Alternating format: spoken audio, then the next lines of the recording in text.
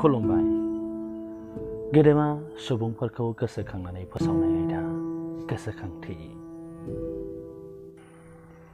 गिबियाव रुंसारि नरेस्वर सैनारिनि जिउमाया सोरगोआव आलो गोजोन जायगा मोनहैथों बेखौनो इसोरनि सेराव आरज गाबग्रोबाय।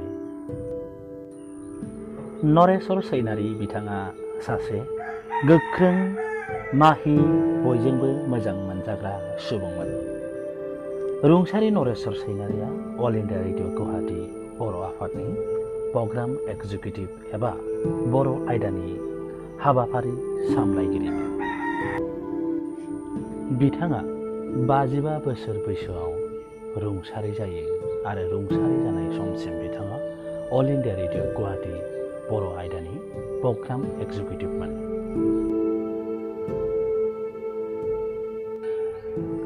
बिथाङा गोबाव सम अल इन्डिया रेडिअ गुवाहाटीआव साख्रि मावदोंमोन। बिथाङा 1990 मायथाइनिफ्रायनो अल इन्डिया रेडिअ गुवाहाटीआव साख्रि मावदोंमोन।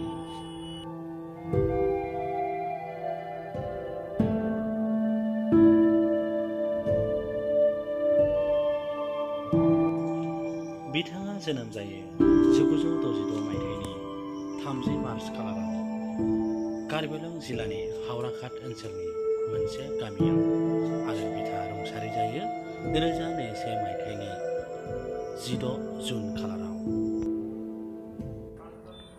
बिथांनि बिफानि मुङा दान्दिराम सैनारिमोन। बिथांनि अनजालि बिजिनि मुङा पदमि मोसाहारि सैनारिमोन। रुंसारि नरेस्वर सैनारिया 1997 मायथाइनि 17 फेब्रुवारि खालाराव जुलि जादोंमोन। बिथाङा सासे अनसुला फिसायमोन।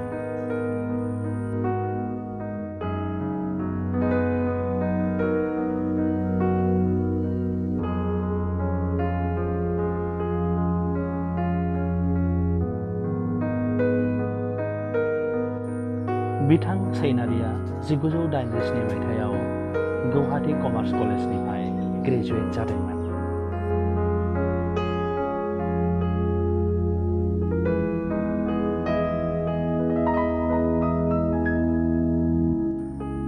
बिथां सैनारिया बयजोंबो मोजां मोनजाग्रा सुबुंमोन।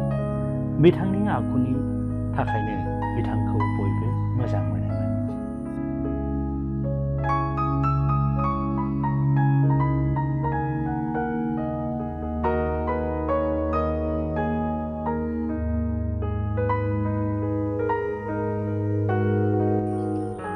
अल इन्डिया रेडिअ गुवाहाटीआव साख्रि मावनायजों लोगोसे बिथाङा सिगांग्रो LIC आवबो साख्रि मावदोंमोन। लोगोसे बिथाङा 3 बोसोरनि थाखाय डिपुटेसनावबो थांनानै पाब्लिसिटियाव हाबा मावदोंमोन।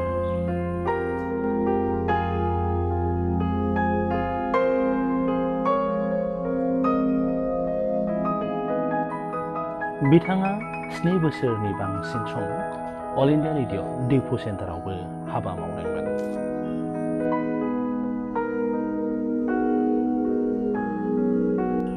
अल इन्डिया रेडिअ गुवाहाटी बर' आफादनि गासै एनाउन्सारफ्रा बिथांखौ मोजां मोनोमोन। बिथाङा मोनफ्रोमबो हाबायाव जोबोर आब्रुथियै हाबा मावोमोन। बिथां सैनारिनि नाजानायावनो अल इन्डिया रेडिअ गुवाहाटी बर' आयदायाव गोदान आयदाफ्रा फोसावजादोंमोन।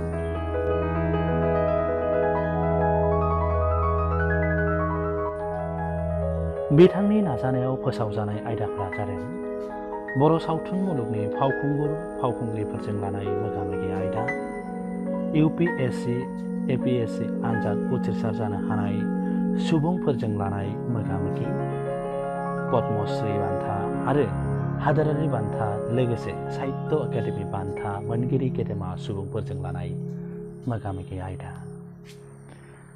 बिथाङा मोनफ्रोमबो हाबाखौनो गोसो होना मावग्रामोन। बिथांनि नाजानायावनो बर' लाइमोनफोरा अल इन्डिया रेडिअ गुवाहाटी बर' आयदायाव खन्थाइ, सल'फोर फरायनो खाबु मोनदोंमोन आरो बिथाङा लाइमोनफोरखौ जेब्लायबो थुलुंगा होयोमोन।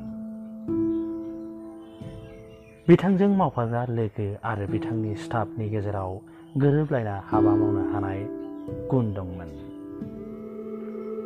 अल इन्डिया रेडिअ गुवाहाटीआव बिथां बायदि मावथि बर' सुबुं मोननांगौआ जोबोर गोब्राब।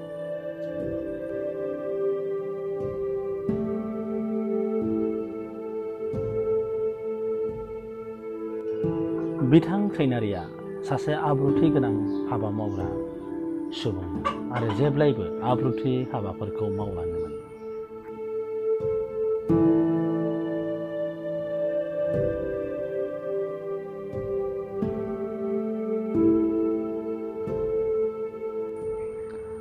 मोनथिनो मोननाय बायदिब्ला सैनारि बिथाङा गोबां हाबा मावलांनो थालांबावबाय आरो बिथाङा गोदान गोदान आयदाफारि लानानै अल इन्डिया रेडिअ बर' आफादाव फोसावलांनायनि बाथ्रा दंमोन। नाथाय बिथाङा अबथिरा